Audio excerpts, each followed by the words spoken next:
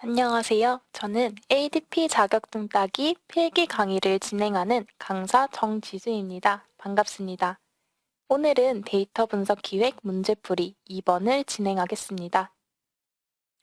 첫 번째 문제입니다. 문제에서는 데이터 분석 마스터 플랜에서 우선순위 고려 요소가 아닌 것에 대해 묻고 있습니다. 마스터 플랜에서 우선순위 고려 요소에는 크게 세 가지가 있었죠. 첫 번째로 전략적 중요도, 다음으로 투자 자본 수익률인 ROI, 그리고 실행 용이성이 해당되어 이를 통해 적용 우선순위를 결정하게 됐었는데요.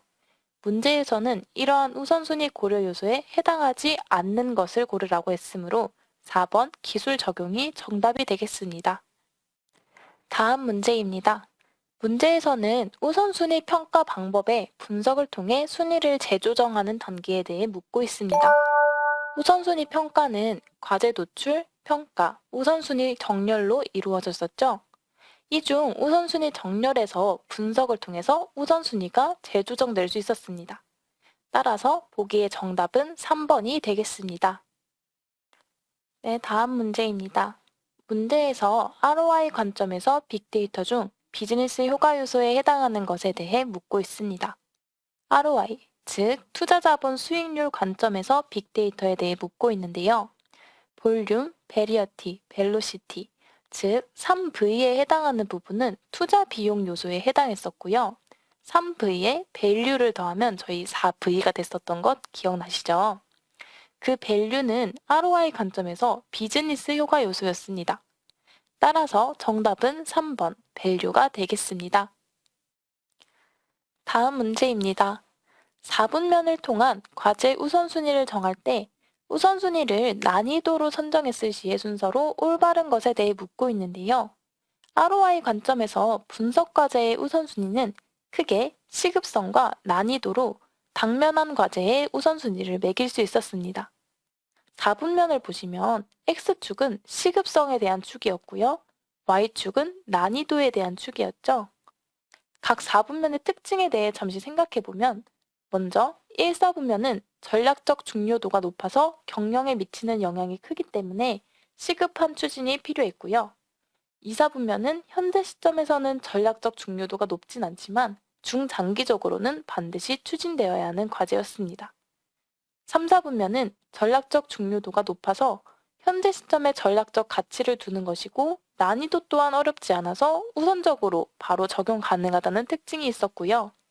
4사분면은 전략적 중요도가 높지 않아 중장기적 관점에서 과제 추진이 가능하면서도 과제를 바로 적용하는 것은 어렵지 않다는 특징을 가지고 있었습니다.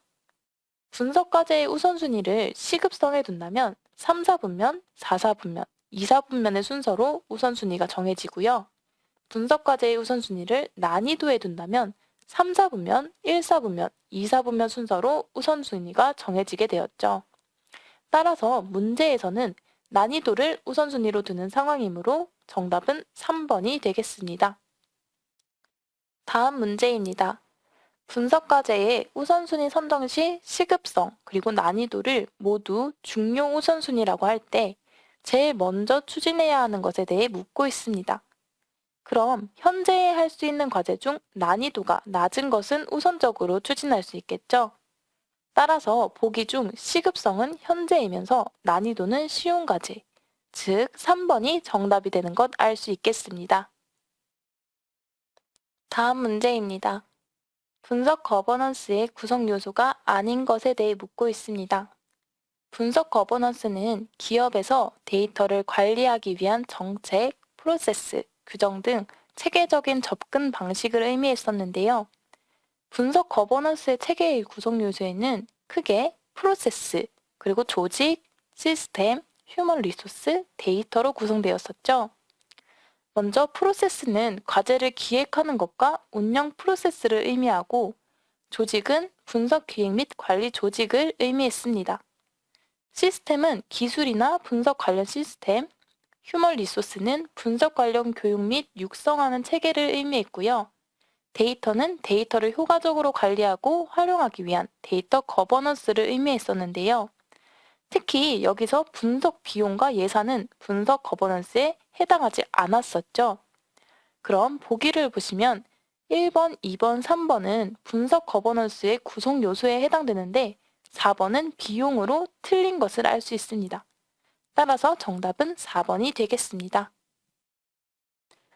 다음 문제입니다. 데이터 거버넌스에 대한 설명으로 옳지 않은 것에 대해 묻고 있는데요. 데이터 거버넌스란 데이터의 표준화된 관리 체계 수립 및 운영을 의미했습니다. 데이터 거버넌스는 데이터의 가용성, 통합성, 안정성 등을 확보하는 것으로 만약 데이터 거버넌스가 확립되지 않는다면 저희는 빅브라더의 우려가 현실화될 가능성이 커진다고 했었는데요. 문제를 살펴보면 1번 데이터 거버넌스란 데이터의 표준화된 관리 체계를 수립하는 것을 의미한다. 맞는 설명이고요. 2번 데이터의 가용성을 확보하는 것이다. 이 또한 맞는 설명입니다. 3번 데이터의 거버넌스를 확립하면 빅브라더의 현실화가 우려된다 라고 되어 있는데 이는 데이터 거버넌스가 확립되지 않았을 시에 발생하는 문제였죠. 따라서 틀린 설명이고요. 4번은 데이터 통합성, 안정성을 확보할 수 있다. 네, 맞는 설명입니다. 따라서 정답은 3번이 되겠습니다. 다음 문제입니다. 문제에서 데이터 분석 조직 구조에 대해 묻고 있는데요. 데이터 분석 조직 구조에는 크게 세 가지 유형의 구조가 존재했었죠. 먼저 집중형 조직 구조는 분석을 전담하는 조직이 별도로 존재하는 구조였고요. 협업 부서와의 중복 그리고 이원화 가능성이 있다는 단점이 존재했습니다. 다음으로는 기능 중심 조직 구조가 있었는데요. 기능 중심 조직 구조는 분석 업무를 각 부서에서 직접 분석해서 별도의 분석 조직을 가지고 있지 않는 구조였고요. 전사적으로 핵심 분석을 하기 어렵다는 단점을 가지고 있었습니다. 마지막으로 분산 조직 구조는 분석 인력을 각 현업 부서에 배치하는 구조로 분석 결과를 신속하게 실무에 적용할 수 있다는 특징을 가지고 있었습니다.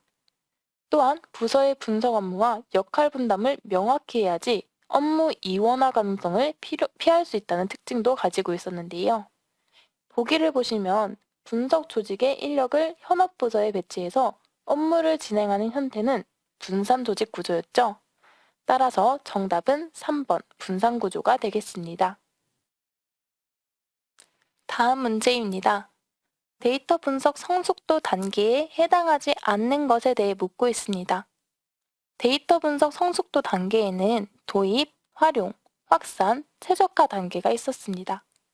먼저 도입 단계는 조직이 데이터 분석에 대한 가치를 인식하고 환경과 시스템을 구축하는 단계였고요.